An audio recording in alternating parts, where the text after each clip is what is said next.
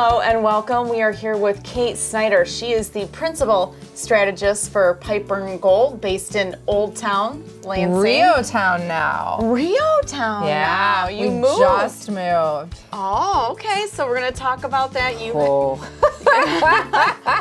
It's a public relations firm. We first met years ago, long time ago. Shaping the Avenue project. Yep. And now we're working together on the Village of Okemos. Correct. Concept plans and what's going on with that. Yep.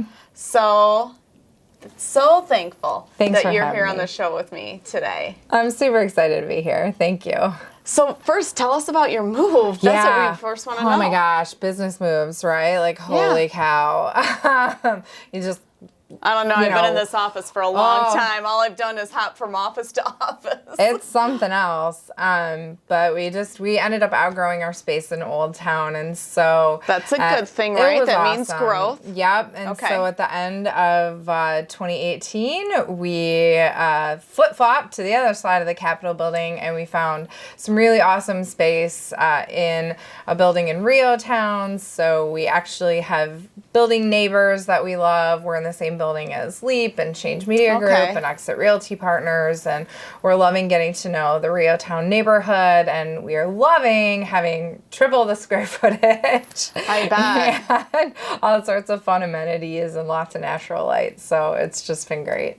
Tell us about your company. Yeah, so we're a PR agency here in the greater Lansing area. We specialize in government and nonprofit communications because we focus on what we like to call impact-driven work. Mm-hmm. So it's really PR that works towards social justice, community change, and making our communities, whether that's a geographic community, whether that's a community of people with like interests, whether that's arts or small business, making our communities better and stronger through communications.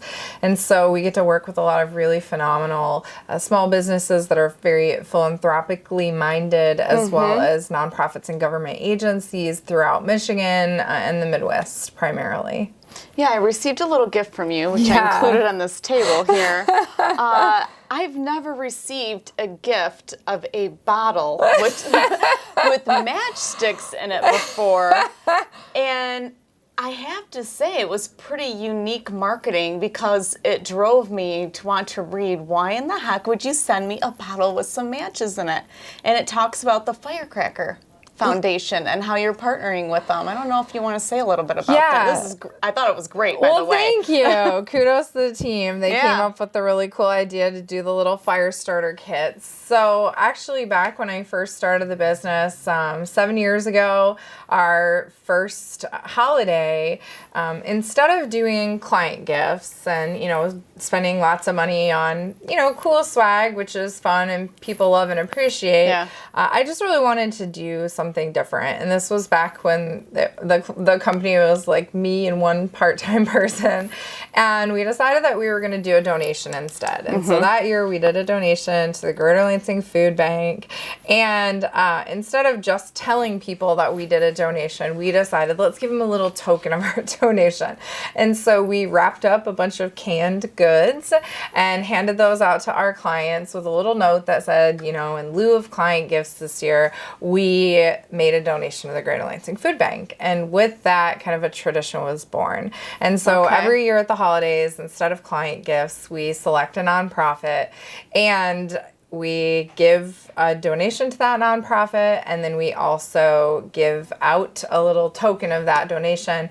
And this year, we really wanted to kind of elevate and amplify that. For the last couple of years, we've been much more active in just trying to do better and be better as it relates to social justice in our world, and how we can leverage our communication skills to create what we believe is a more just, inclusive world. And so as we were thinking this year about what was really important to us and what we wanted to amplify through our holiday gift, we, of course, kept centering around what was happening at Michigan State University and the strength of survivors and the sort of resurgence of Me Too as a hashtag and Tarana Burke's visit to Michigan State and just all of these really powerful things happening.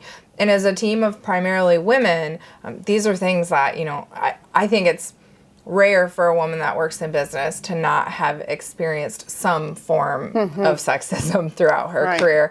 As a young business owner, as a blonde female, there are certain assumptions made about my intelligence or about how I'm going to act in a room. And I think all of us face that. And we know that women of color are disproportionately affected by that. And so we really wanted to use this as a chance to make an impact and amplify in that regard. And so we have survivors of sexual assault and abuse as members of our team and members of our P&G family. And so the Firecracker Foundation is an organization that we're very familiar with that does amazing work in the Greater Lansing area supporting survivors of sexual abuse and assault. And so we wanted to make kind of do a democratic process. We came up with a couple of different organizations that are involved in this area and in this arena and let the whole team vote. And of course, it was a unanimous vote to go for the Firecracker Foundation. And then once we started talking to them about how we could partner and, we didn't just want to write a check. Right. And so we actually realized that there was this really cool, unique opportunity that we could help the Firecracker Foundation with in helping to establish and launch a new program that they've been wanting to do for a long time, which was to develop a program to increase access for women to trauma-informed midwife and doula care. And this is really an area that nobody in the region was already addressing. Yeah. Very few places in the country are addressing. And for women who are survivors of sexual abuse and assault, pregnancy and labor and delivery and those initial postpartum weeks can be a very conflicted, challenging, traumatic time. And so we have, several mothers on our team, and, because of our privilege, we've had access to doulas and midwives, and we know the impact and the difference that they can make. So this particular program was one that we were really passionate about as a team and helping to use our donation to really launch and start this program for the Firecracker Foundation. And we challenged and still challenge, the challenge isn't over just because we're past the holidays, our community to also contribute to help get this program going in our area, to train more midwives and doulas in trauma-informed care so they know how to handle it when someone is, entering that situation, as well as to make sure that more women, particularly women of color, survivors of abuse, have access to midwives and doulas. Because right now that is primarily a position of privilege to have access to those phenomenal resources. And I just don't know, my experience in having a child was so positively impacted by having a doula and having access to her and the support that she provided to me and my family leading up to, during, and after my son was born. And so allowing people to have that experience and that support was something that was really important to us. And thankfully, it's something that the Firecracker Foundation was already working on. Do you have a launch date in mind? So I know that we actually got the chance last fall. It was in November at their amazing gala that the Firecracker Foundation that the Firecracker Foundation does to announce this new program and do some fundraising. And Tashmika, who's the executive director there, who's just an amazing, inspiring, brilliant woman, has already been laying the groundwork in the foundation for how we can provide access to care. And she really has a vision to grow this and make it even bigger and stronger and better through grant funding, corporate partnerships, and all that kind of stuff. So you've announced it, and now you're growing it. And now so it's time. Now it's time to get the money for it. Okay. So. All right. Now you're also, if someone were to go to your website, piperandgold.com, they would see that you are very passionate about. You can read it in the writing online that you're very passionate about using communications to make a better world. Yes. communicating with each other doesn't have to be negative. It can be positive. It can be impactful. Yes. Where do you think, you don't see this a lot with communications websites or PR websites where their business has a passionate personal endeavor behind it. Where do you think that came from for you? Well, I think, it's never a question I've actually been asked before. It was very organic. Uh-huh. I started my career at a small agency, and that agency did a lot of government work. And through that experience, we also did a lot of corporate and, legal and insurance. Mm-hmm. And the work that I was always very personally drawn to was our government work and our nonprofit work. Mm-hmm. And so when I decided to leave agency, I knew that I wanted to go into like government or nonprofit. And so my first job after I left agency, I went in and became the marketing and public relations director at a Michigan Works agency. And I spent almost 10 years of my career there in a number of different roles and positions. And during that time, I took my role as a public servant very seriously. Mm-hmm. I always saw myself as a responsible steward of the taxpayer dollar. And I saw firsthand the impact that services and support can make in people's lives. It was my job to identify and tell the stories of those impacts and those positive things that were happening, but I genuinely believed in what we were doing. I also happened to be there during the worst of the recession. I started there on January 2nd, 2004, and I was there through 2011. Mm-hmm. So, you think of what happened in Michigan's economy between 2004 and 2011. And I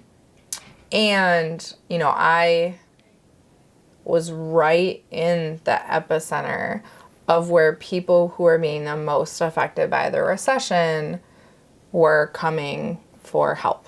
Mm-hmm. And it was a very difficult time, but it also, I think it just really reinforced for me that I had to feel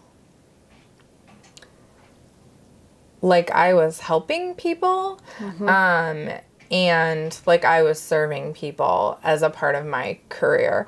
I've never really worked on big like brand launches for a consumer product or in a large corporate comms department.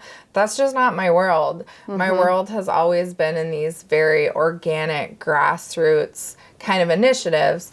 And also throughout the recession and through that work that I did in the Michigan Works system, I started to get involved in a lot of placemaking efforts from a talent attraction standpoint, working on a lot of higher education programs and partnerships, a lot of K through 12 education programs and partnerships, and just realizing that these were things that I genuinely liked, I genuinely cared about. Mm-hmm. I think placemaking is really cool and fun. And it's just fun. Yeah. Like, that is cool. And some of the things that I've always been personally passionate about, like the arts, those are a part of creative placemaking. Oh my gosh, I get to marry it with talent and with economic development and all these things I really liked. So when I went into the private sector and started an agency, it wasn't really my intent that we were going to specialize in government and nonprofit and they were only going to do this impact-driven work. That's just kind of who came to me as clients because that was my background. And then the more staff and team members I added people that would serve our existing client base well. And it was really about 3-4 years into the business that I kind of looked at our client base and basically said, guys, this is what we do. Mm-hmm. We specialize in government and nonprofit and small businesses that want to do community relations and philanthropic. Mm-hmm. This is our wheelhouse, and, if someone comes to us that's really outside of that, we're not going to be the best people to serve them, and it's not the stuff that brings our team the most fulfillment. Mm-hmm. And so we've really kind of built a niche and focused on making sure that every project that we take on fits that. We feel like it's bettering our community, one of the communities in which we serve and value. So you're really passion driven. Yeah, it behind really the projects is. that you're doing. It's passion and it's impact. It has to be doing something good for people in a way that we feel, really gets at our core values. And so tell me, when you first left corporate world, or first left, and started your own business, I know a lot of people talk and they say, I want to start my own business, or I want to branch out on my own, or I think I could do this myself. When I did the food truck rally, my brother tried getting me to be a food truck event coordinator, and I said, I'm not interested in that at all. I have no interest in that. It's, it's a one-time thing, and he said it to me again. But when do you know? When do you know this is my passion? I do want to do this. And how do you get over? This is a multifaceted question here, Kate. Right. How do you get over those fears? Because it is fear. It is fearful. I am an extremely risk-averse person, and at times I feel like I'm a bit of an enigma in the entrepreneurial world, because that is not quite as common of a personality type, shall we say, in entrepreneurship. I actually spoke at a conference a few years ago of agency owners, and the topic was about risk, and it was actually myself and then a highly risk tolerant agency owner, and the panel was moderated by our business coach. We both have the same business coach, so he knows us both very well. And it was so interesting after that to have all these people come to me and say, like, I'm risk averse too. Oh my gosh, like, it's so good to find you, because it feels like we're a rarity in the entrepreneurial world. I didn't mean to start a business. That's real. How did it happen? I know. So I left government thinking that I would find more stability in the private sector. It was such a hard decision for me. I had been at Michigan Works for so long, and it was my work family, but I just thought, I need, it's been almost a decade. I need to try something different. I see the writing on the wall with what's happening with government funding. I'm going to go to the private sector where it's more stable and see what it's like there. And I was mildly mistaken. It was not more stable. I'm laughing because you're just talking about the recession. It was mildly, definitely not as stable as I thought it would be. And I thought we were kind of, this was 2011. Yeah. And so after 5 months in my new position, I got laid off. And for me, for someone who had always had so much of my identity and sense of self tied up in my career, that was so hard. I really just didn't know what to do. And so I knew I wanted to go back into a government or maybe academia setting. And I had this perfect list of things that my next job must have. And I knew that was going to take a while. To find this perfect job, it was going to take me 6 months. It was going to take me a year. So I had to be patient, and I also had to be prepared. And so I went over to the Small Business Development Center, and I met with Lori Lonsdorf there, and I said, Lori, okay, I'm getting laid off. I have a week and a half before I have no job.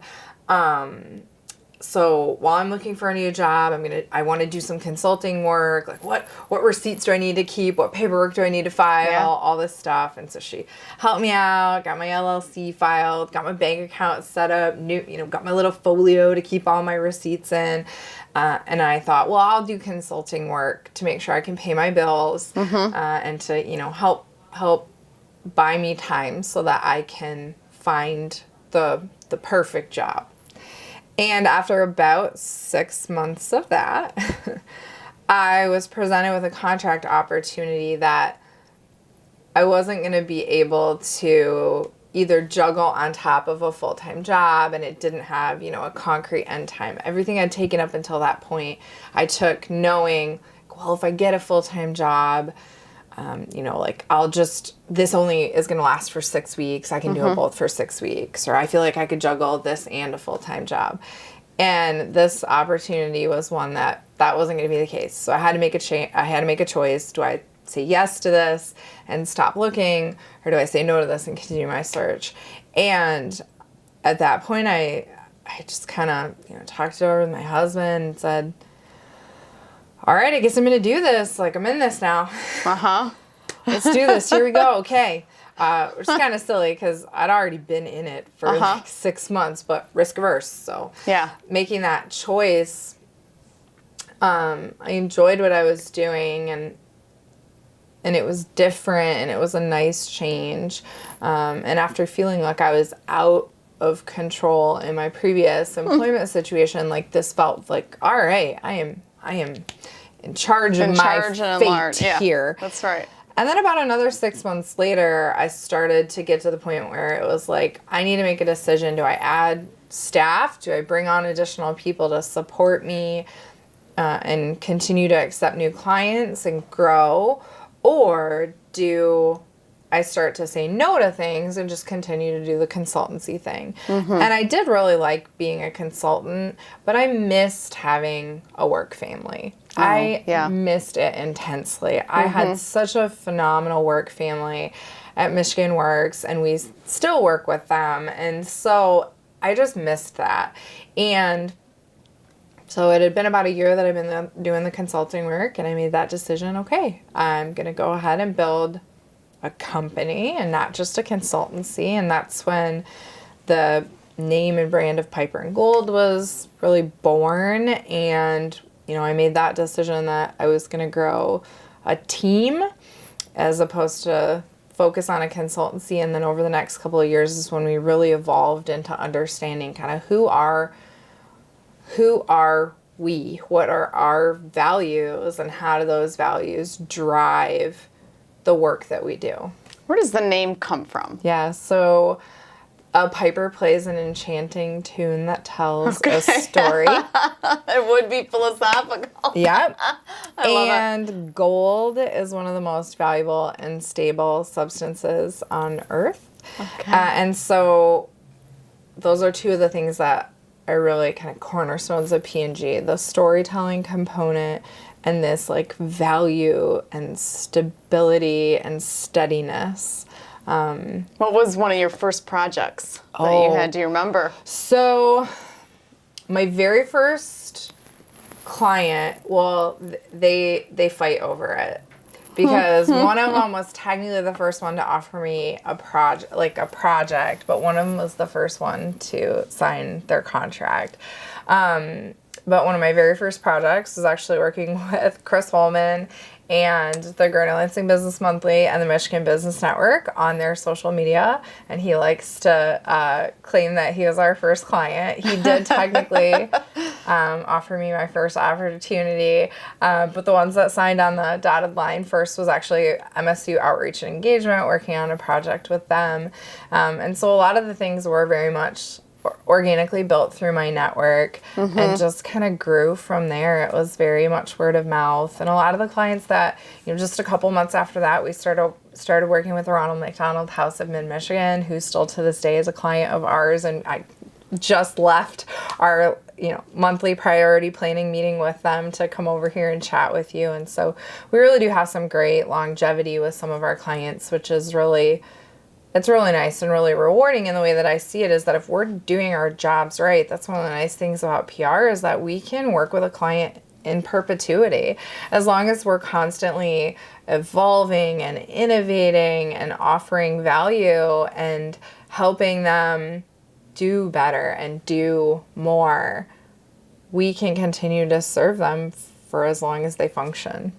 What advice would you give or do you give to females in the workforce? Wow. That's hard. You know, it is. A lot of it's individual. It is individual. Situational. And yet, I think we're getting better at talking about it, and we're talking about it more. and women at times are living less in isolation. But there's also whole layers of privilege and intersectionality that, I as a white female entrepreneur, face a completely different perception of me and a completely different, set of challenges and issues than women of color face. And, and so it is so individual. And yet there are some universal things that many of us experience. And I think for me, there are a lot of things I'm sure I do that aren't perfect, but I really do. I'm known for being blunt. I'm known for speaking my mind, but it never comes from a place of malice. Like I try to This is why we get along so well. I know, right? I'm never like, you're not going to hurt my feelings. And then that's the thing that I sometimes forget when I'm so blunt is that, like, because you're not going to hurt my feelings. Sometimes I forget that I might hurt someone else's feelings. Yeah.